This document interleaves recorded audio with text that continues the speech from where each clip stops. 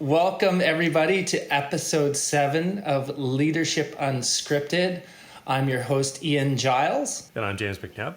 Today, we're going to be talking about evaluating agency business models for the modern era. In the swiftly evolving business landscape, understanding and adapting to the right agency business model becomes a competitive advantage for consistent growth and value delivery. This discussion, inspired by various frameworks and expert opinions, aims to decipher what constitutes a powerful agency model, its inherent challenges, the value it brings to clients, and how clients can make informed choices when outsourcing. So, my first question for you, James, is, given the variety of agency business models available, how would you categorize or describe them for someone unfamiliar with the differences? The first thing I think to understand is, the agency business model exists because inside of a structure like an agency, you can get kinds of work done in a better way than you could internally, and you can access expertise where people have done this kind of work repetitively at other places. So they've learned across the industry, which if you're doing something once inside of your organization, like, for example, updating your website, you might hire a digital agency to do that because they're going to have the expertise to do that efficiently and have a very high quality product at the end of the day. Whereas doing it internally is very difficult because you might only do it every 2 to 3 years. So it comes back to that conversation we had very early on about core and context, which is if it's core to your operation, you insource. If it's context, you can outsource, depending on exactly what it is. So why would you outsource to an agency? Because it can act independently of you and do things that you cannot do inside your organization in ways that you cannot do them inside your organization. So it gives you a layer of flexibility. As to what different kinds of agencies there are, there's a pretty wide variety. I think we could categorize a few simple ones. There's your traditional ad agency who has probably cut their teeth on making TV commercials for years and years and years. Then you've got your marketing agencies, which are going to be focused on your, acquisition, conversion, retention and loyalty, and maybe evangelism to some degree. And that could take the form of a direct and digital agency that's focused on campaign-oriented work, or it could go as far as being more of a general marketing or a relationship management agency, a brand agency, these sorts of things. One or two other kinds that are worth mentioning. The digital agency is really critical. Those are the people who have the expertise, not just to design really interesting and complicated products like websites or applications for a company, may or may not be consumer facing, maybe B2B. And of course, then you've got your media agency, which does all your media buying. I was on the other side of that. I was on the media sales side, so they were kind of our typical buyers. So that's kind of a high level rundown.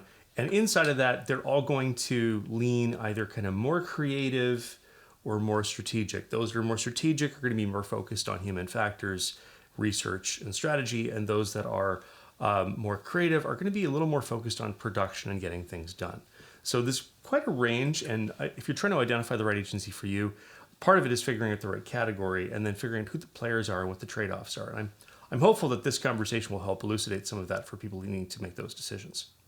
Given our experience in the industry, one of the things that we see is trying to either find a one-size-fits-all agency, and so this unicorn that can do everything, or what you've laid out is a differentiation of all of these different types of agencies with very unique expertise in different types of discipline. And so hopefully through this podcast, we can help our listeners to navigate their way through this to try and answer those questions and learn more about the different models and the different pricings and so on to be able to identify what's best for your business.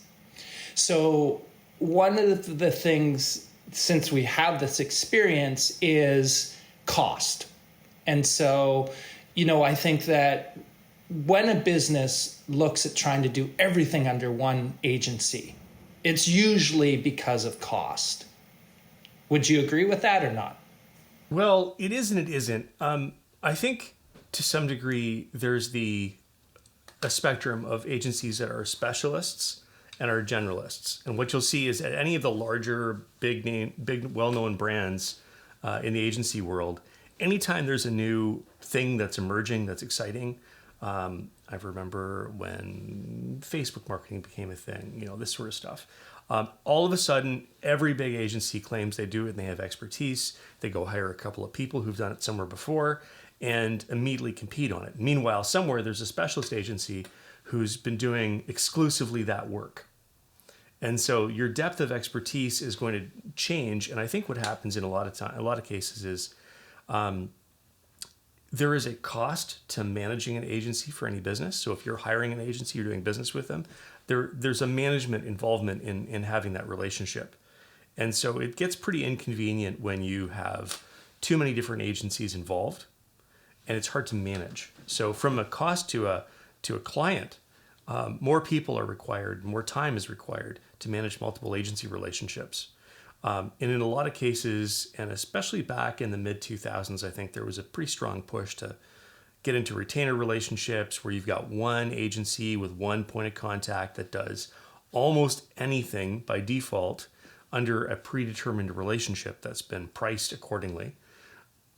Or if you have something that's really unique, you take that away and you say, okay, I can justify taking this somewhere else. There'd be some kind of gate to prove that. And then you can go find another agency. So in terms of customers, how do you ensure you target the right type of customer? And how does this alignment affect your service offering? So agencies do take different approaches to this. The most common one is to figure out what's in the greatest demand at that period of time, and then to do that kind of work. And something that is in demand across many clients, you're going to have a very good chance of getting that piece of business. There was a time, probably 5 to 10 years before I got involved in content marketing, where all of a sudden, like, brand publishing became a really big thing. And all of a sudden, every agency said, oh, we do brand publishing. We can make a magazine or a website with content on it, no problem at all. And everybody kind of put up their hands and did that. However, once that stopped being sort of a fad or a trend, and it kind of became, there were some clients who carried on doing that kind of work as an ongoing core strategy and some that didn't, you start to see the differentiation. And only those agencies that were specifically organized for that type of work were the ones who did it. Now, agencies will pick a couple of different approaches. Sometimes they'll align themselves by industry because those industries, clients within that industry will have common needs, and they'll have perhaps some technicalities inside of the operation there. Pharmaceutical marketing is one of those where it's highly regulated. If you don't have that expertise, you can't really do that work. And so breaking into that world is very difficult. So you'd focus on just pharma clients. The flip side is something like a Critical Mass where I worked there. They're an experience design company, and in the broadest possible sense, highly strategic and highly creative. It's part of one of the reasons they're still around after many of the other players have moved out of that industry from back in the mid-2000s. And an organization like that will say, it doesn't matter who you are, we will develop an experience in your industry, and we will provide you with the services that match what your need set is at a level of performance and a level of creativity that you can't really get elsewhere. And they're really tuned for that kind of work. There's other elements, they're a big agency, other things they do, but that really was the core offering, at least when I was there. So it really depends on how you're organizing your talent, what kind of work you're going after, what kind of expertise you have. And then you throw up your flag and you try to make sure that everybody who might have that need in the future is aware of you.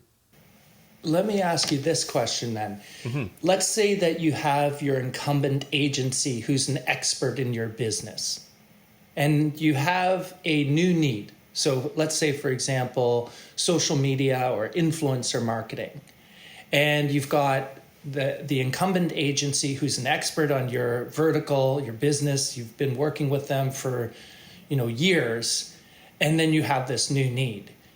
Do you take the chance with the agency because they are such an expert on your market, or do you go to the experts in social and influencer marketing because they are the experts and that's all they do? So I know I've encountered this numerous times and seen that where the agency says, well, we can do that. So what's your experience or thoughts on that? I mean, I've seen a lot of agencies move into new parts of work new kinds of work as a result of continuing to work with clients who came to them and said, hey, we love what you're doing over here. Can you do this kind of work? And it gives them this wonderful opportunity to expand their service offering and have that underwritten by a client. And that's a really often a very beneficial relationship for both organizations, because they can sort of learn and craft the process together. And so what you end up with, provided you're dealing with some, appropriately experienced talent within that agency, is you're going to get something that's very highly customized and often discounted relative to the work effort for the client. However, that isn't always the case, and you need to have, my comment always when we're looking at talent is, if this is the core thing they need to do they have their 10,000 hours? Don't take somebody who's, say, a graphic designer of magazines, and I'm imagining not most graphic designers here work across multiple medium, so this isn't a slag on any graphic designers, but if they are experienced at print publications and they're only experienced at print publications and they've done a few digital things, they don't have their 10,000 hours working in digital content, digital creative material. Similarly, if you want something designed that has a high level usability, don't take that to somebody who hasn't done that before. You need somebody who really has a deep understanding of these processes. Great example is with Kevin Keane from Brainsights that we interviewed last time. He has a depth of experience in a number of specific things because he's tested them and seen them again and again and again. So even before you get into a lab situation or an evaluation, he can give you the kind of heuristic recommendations that are going to give you a clear idea of how to get to a better situation. Now, that said, what we're really talking about is work that's emergent, right? So if it's a new social media thing or it's a new piece of business, then you struggle with these things. Most of the time, if something is really strategically critical to your business, you should probably find a specialist agency that has a depth of experience in that. They may not be as mature an organization as your current incumbent agency, but they're going to have the expertise rather than expect your incumbent to say, build that expertise up on demand, which is much harder to accomplish. Well, you've been in this position because you've been in the C-suite of a agency, and there's always emerging technologies or marketing strategies, and they're very popular with clients, and clients always expect you to show up and know something or say something about them. But as the CEO of an agency, when is it worth the risk to expand into those areas, take on those investments to become capable of delivering those services? So there's sort of two kinds of agencies to think about in this context. There's the kind of agency who says, and I'm going to use, I'll use online campaigns as a thing, social media campaigns as a thing. They say, like, we're an organization, we are set up to do, and we are experts at doing social media campaigns. Whether it's acquisition or sales or e-commerce or whatever, we do social media campaigns as we have expertise in. Somebody comes to them and says, can you build me a website too? Because that seems related, it's digital work. And you say, no, we do social media campaigns. We don't have a hosting facility. We don't have developers. We don't have a lot of the moving parts. And we also don't have the expertise in the portfolio to back up why we should do your website. We're very good at this one thing. Let's keep doing this one thing. And then anybody who needs that one thing, they become essentially over time the touchstone that is the best agency to work for with this type of work. So that's one kind of agency. The other kind of agency is sort of the kind of consultative sales agency, where you don't arrive with a predetermined, like the client will have a predetermined reason for contacting you, some business problem they have, but you don't necessarily have a predetermined idea of what the solution set could look like. And so you try to go in and understand the client's needs and then propose back a solution. And then if they're on side, then you pull together the team around that to do it. And that's a much more consultative approach. It's also more indicative of an organization that is more strategy prone than one that is production prone. And you'll see that difference occurring if something's highly templated and very easy to do because you're not inventing anything new. And for example, when I was involved in website design usability was relatively new. and there was emerging new technologies for different kinds of interfaces all the time, and there were no templates. It was all new to people, so you were inventing stuff for the first time and trying to figure out if it would work before it went into market, because there was a cost of putting it into market and then changing it later that was greater than making the right decisions up front. Now that doesn't really exist anymore. Now so many interactions you see online are templated, simplified, and highly usable, because we're so much more used to them now 20 years later.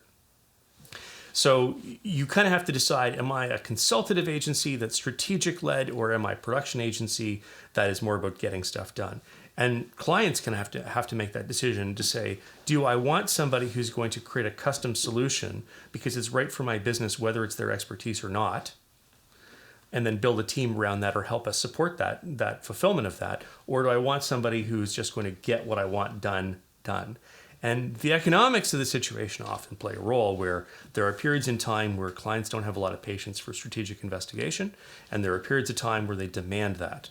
And as an agency leader, you have to be able to tell the difference. You have to know what the need is and what the nature of the engagement is before you really get too far down the pike.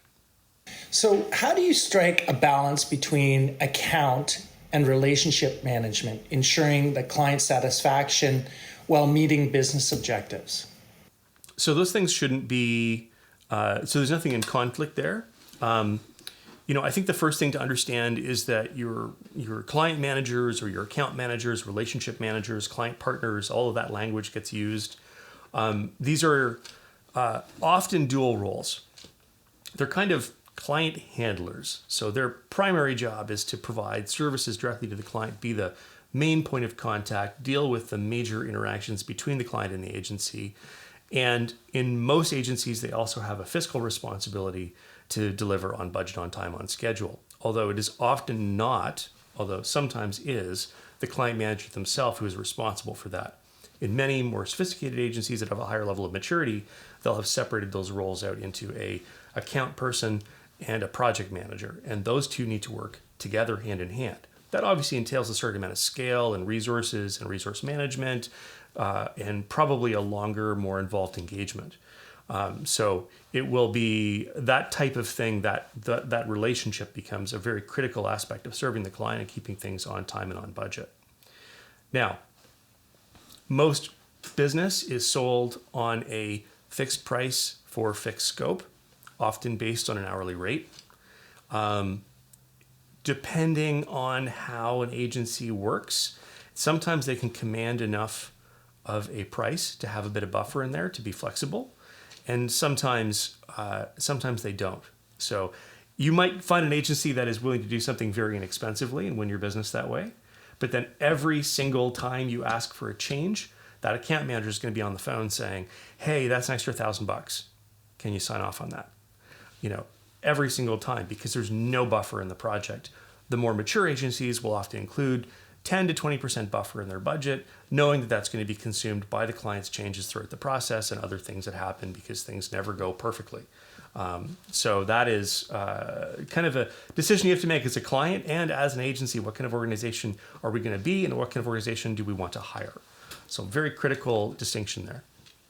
And given the economy today, where there's so much downward pressure on the agency spending and profitability, and the customers' decrease in spending. So I've seen it myself in our business, where our advertising budgets have been cut throughout the year, putting less dollars, less budget in the hands of agencies.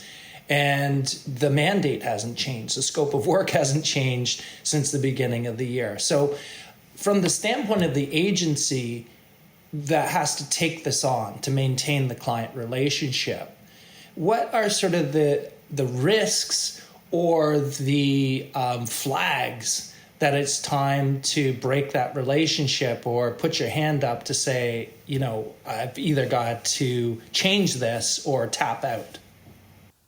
Let me put this in some context. I think the first thing to realize is that agency margins are pretty thin. When I started in this business, it was 2001. I actually started, I think it was a few weeks after 9/11.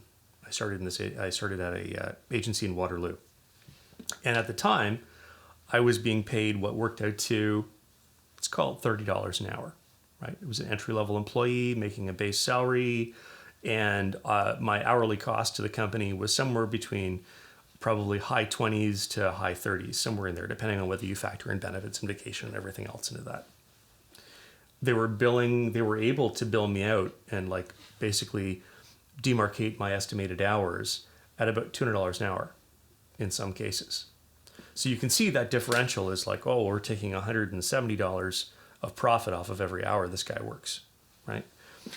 That relationship of charging between 3 to 5 times the price of an employee, which by the way is necessary for a few reasons, but I'll get to that in a little bit.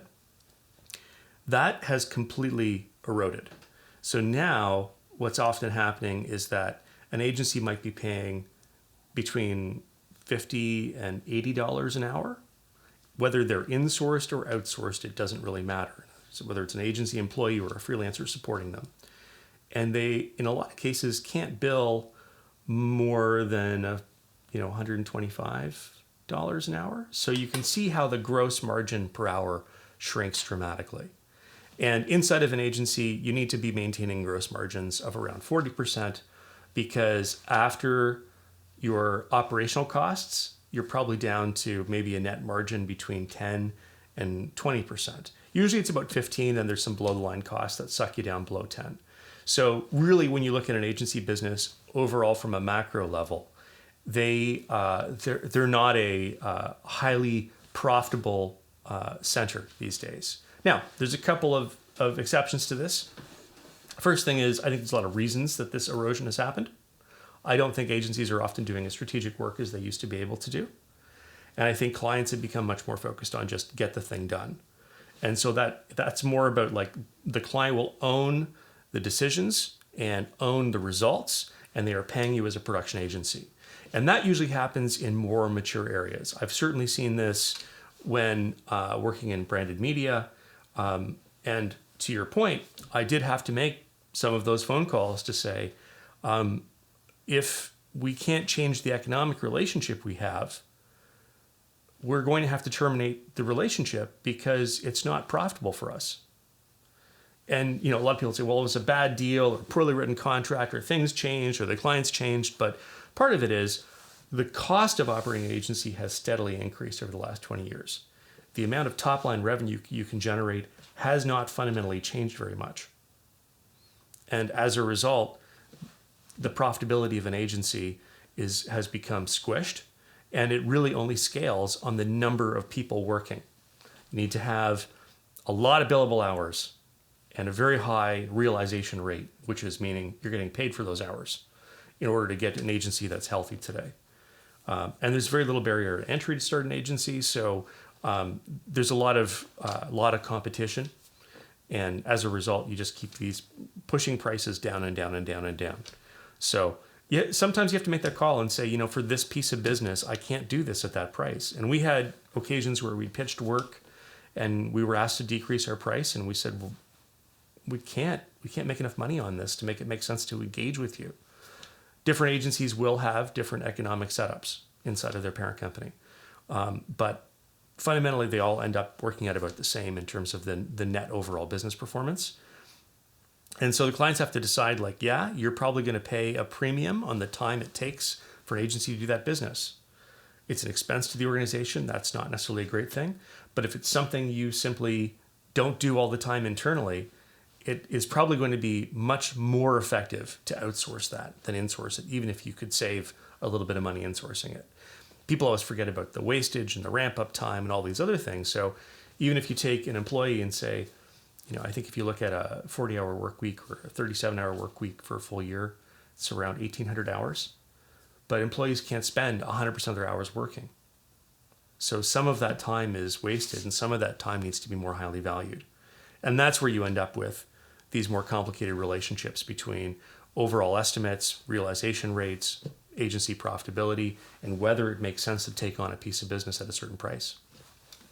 Now, as far as client consideration and evaluations, What parameters should clients prioritize when choosing between a strategic engagement versus a production-focused agency?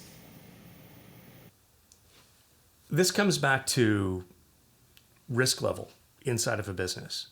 The primary reason you're doing any of these things in most industries is competitive advantage. You want to set your operation, your brand, the performance of your business above those of your competitors in some fashion. And usually when you're talking about an agency, you're talking about serving a customer experience or a customer journey of some kind, whether that's at the campaign level or at the capturing purchase intent in the last mile, or whether it's about setting up the brand to build stronger relationships with consumers. So the general rule of thumb, I would say, is that if there is a high risk to the business, that where if failure could seriously injure the business and the investment is substantial, you really want a more strategically aligned agency that's going to help you navigate some of the complexities of that business.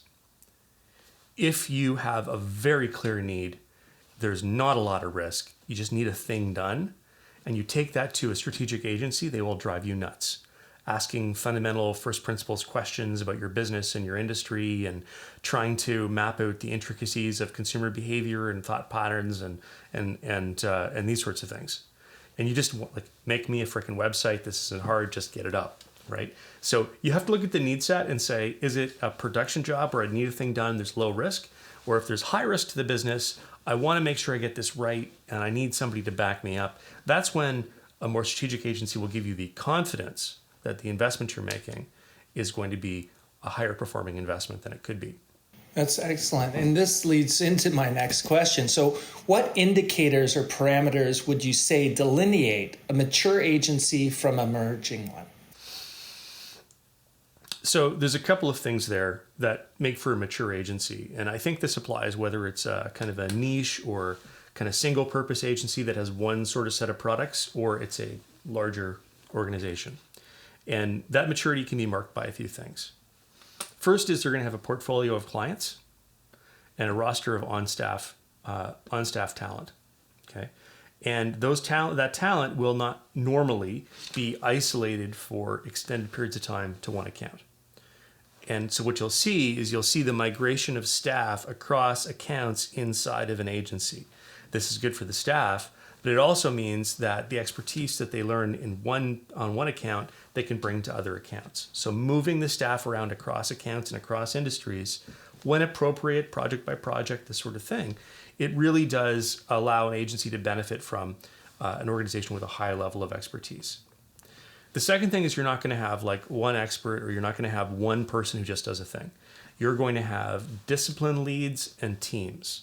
So in a digital agency, for example, you should have a product design lead of some kind, for example, that understands the customer journey, probably has some service design experience, knows how to lead a team, and has come out of a design background of some kind. You know, if you come to an agency where it's the founder and they have 15 people in the back, and they say, yeah, we've got excellent designers and developers, we can take care of this. You know, if you're dealing with the owner of an agency, for example, you're probably not dealing with a high level of expertise sitting behind them. You're probably looking at more of a production team where they're making a lot of the decisions and they're working across many different areas at the same time. Leading design and leading creative are two different problems entirely. Development is its own problem. Client management is its own problem. You try to do too many of these things with one individual, you're not getting that level of expertise. So you should see kind of a matrix organization. You should see discipline leads and people working in each discipline. And you should see client leads and people working across disciplines. And they pull together the team. That could be your account and project managers that pull together the team across disciplines to apply that to a specific project. And those decisions to do that get made at the proposal level.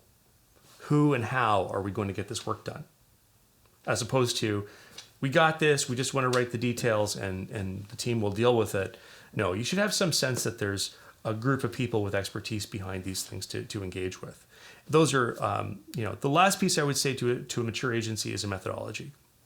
They're going to have a mechanism for ensuring the reliability of their output. So it all meets a high level of quality.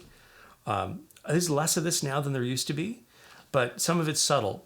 The first agency I worked at had a lot of young people like me at the time, no longer that young person. And they had a librarian. And I thought this was the weirdest thing. And she had this collection of business books. Remember, this is early days of the internet, so not everything's online. There was no Audible. There's no, but she had another function. Every single piece of content, whether it was a slide deck, a proposal, or a report, a memo that I wrote that went to the client, she proofread and made me a better writer. And so the level of polish to anything we delivered was high quality. Every single document was properly formatted, properly structured, properly organized. It wasn't just like what John decided to put together in his report. And so that sort of fit, finish, and polish and high level of quality of the output, yeah, it's maybe a little more expensive. But if you're dealing with senior people inside of a large organization, I mean, our clients were things like various places, FedEx, Microsoft, Dynamic Funds, Manulife. Like, you can't be delivering kind of junky crap to a client. It needs to meet fit and finish. So if you do have junior people working on it, they need senior people to check their work. I think that's such a great point because, as an agency, you put in so much work into whatever you're doing. And I think it's natural for a design presentation to look good. But I think that when you think about presentations in a PowerPoint or a Excel file, we don't really put the polish on it. And I think that it's a major loss because you put so much effort into this and it's so important how you present that. And I think that where I've really seen that is in reports. Yeah. And spreadsheets. So how much information do you show? How is that presented, to highlight certain elements of the report and so on. And especially now, given the glut of data and the importance of it, how you present it to senior executives is so important. And I've seen people do this really well and what a difference it's made and how much I've learned from that in putting the extra work into how that looks before it gets to the client. And thinking about when I'm presenting this in a meeting, trying to think of yourself as the person you're presenting it to and asking the questions that they would ask or thinking about how they would be viewing this report and making it easier for them to get those highlights that they need. So I'm really glad that you touched on that, not only from a person who is the last touch point in delivering this and putting that extra effort, that extra polish to edit it for grammar, to cut it down to be more clear in terms of reading it. Can't sort of overstate the importance of that. So I'm glad that you brought that up. The fit and finish of your final deliverables, or actually I should say of any of your deliverables throughout a client engagement, that is a testament to the craftsmanship happening inside the organization. You should show your clients that we are taking good care and we're doing things properly, and it should never be messy to detract from the value that's being delivered. That fit and finish, well, it essentially becomes invisible to the client. It's like cleaning the window so they can see what you're trying to communicate, as opposed to them getting caught up in a poor form of delivery. Also, we're looking at this from the perspective of the customer audience.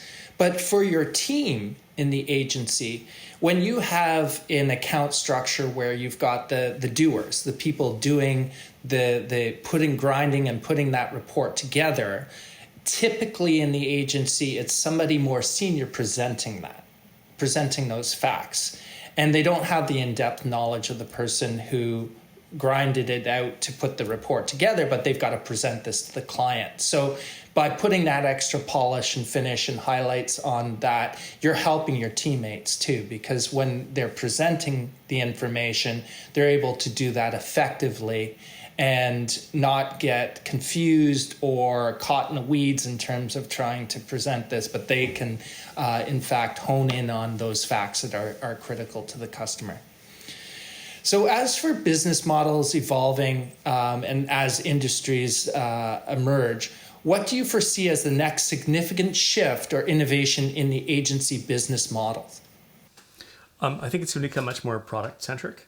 I do think this is going to be a little bit of smoke and mirrors, bit of illusion from the agency world, but there is certainly a push afoot to not be sort of a we do everything agency or we do everything under this category agency. We have 1, 2, or 3 products, and those are the products you engage in. So I'm trying to think of a couple of good examples. So, as I mentioned earlier, there's a campaign agency. So your product might simply be campaign performance. We'll take whatever campaign you do, we'll onboard it into our organization, we will run it through our metrics and our MarTech, and we will systemically improve the performance of your campaigns to drive whatever your objectives are, whatever your KPIs are. So that would be one type of product with an agency organized around delivering it. Another good example would be a brand agency that says we have a brand product, a marketing product, and a digital product, for example. So it might be, what is your brand? How does your brand work? What are its attributes and its values? How is that expressed both internally and externally in your organization? And how does that align to the market as a whole? Right. So that's kind of one set of problems. The next set of problems is, well, how do I get that word out there? That's your marketing problem. And then there might be a digital product, which is executing the digital component of that marketing, for example, or building a always-on program that can run independently. So there's a whole series of these kinds of problems that can kind of be productized, and I think it's very much viewed in the industry as kind of a sign of maturity that an organization has productized its offering, and that certainly was the attitude years ago. I don't necessarily agree with that, and I'll mince my words a little bit here, but like the big consultancies are another good example of a we do everything agency.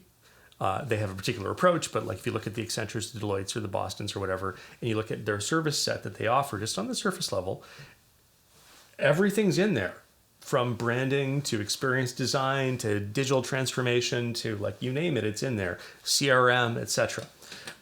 And they will pull together a team that includes both vertical experts and discipline experts to deliver against whatever the need is.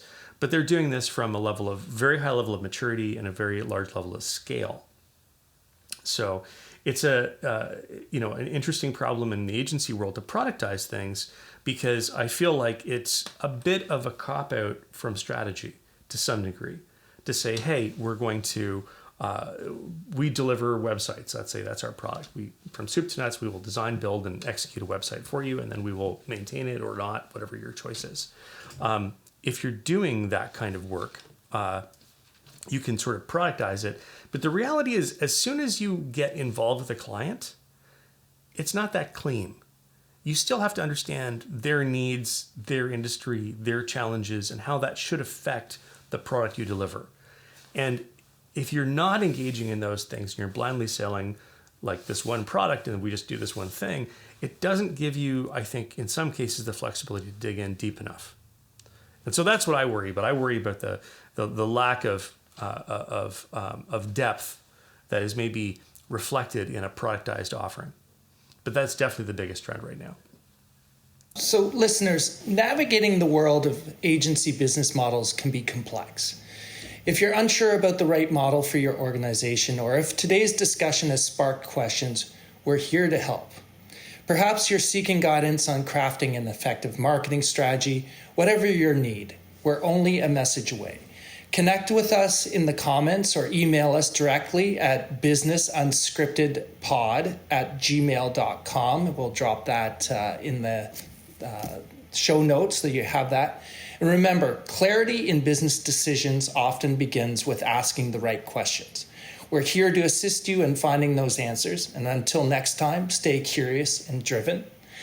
And we ask, if you love our podcast, because we love to do it, how you could help us out is to share this with colleagues, friends, family that you feel might get value from this and be part of our community in terms of sharing this content and helping us to craft the content for this show. So please don't be afraid to comment or email us with any ideas that you have or even challenges that you're encountering where we can help out. And you can help us out by hitting the subscribe button on the YouTube channel or following us on Spotify.